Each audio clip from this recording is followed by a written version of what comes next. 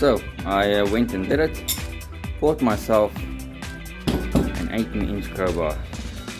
Just for in case, I bought myself also a 24-inch crowbar.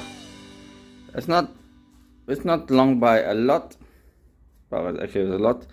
But as we know, every inch counts. So let's see how this goes.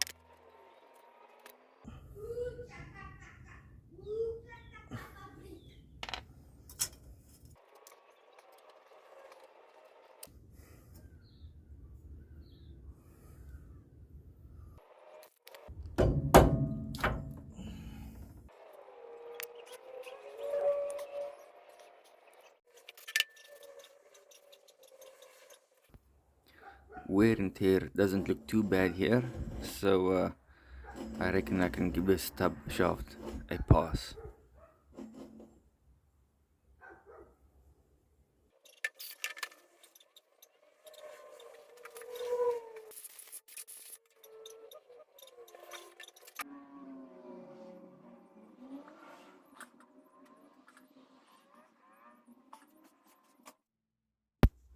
So, even though this is a rubber mallet, this is most definitely not the correct way to put it in.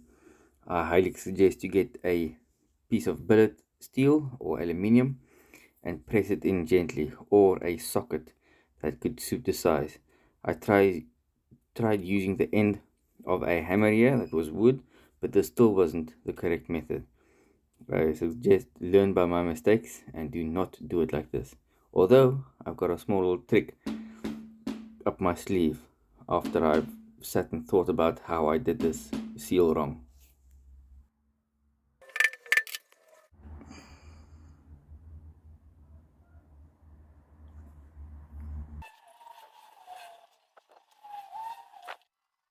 So here I was just taking my time, taking out the washer, the bearing, the inner spacer, the other bearing, and then the damaged seal.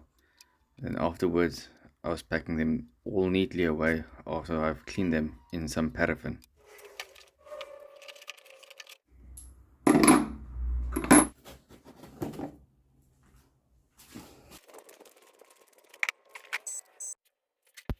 So here is that trick I told you about, just cutting away a few of the sealing faces of the seal, and this worked perfectly to get to the correct dimensions to press the seal back, or in my case again hit it back with a rubber mallet.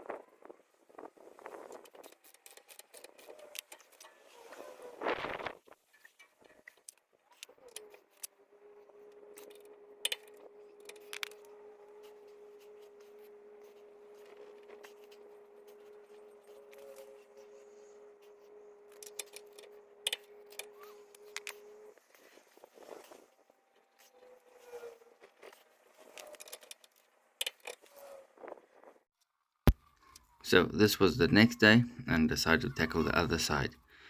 On this side stub shaft, I picked up some problems, some thread problems that I couldn't figure out. So that took me a while to solve.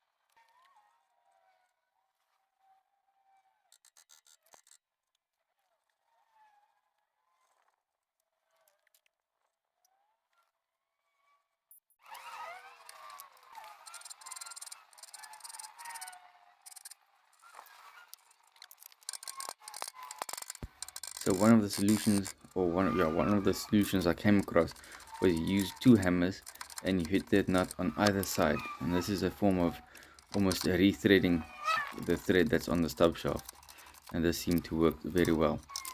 You'll see here I also hit over the small fine edge on the nut because I do not have a locking tab that goes behind the nut. This is the other form of locking the nut to the hub.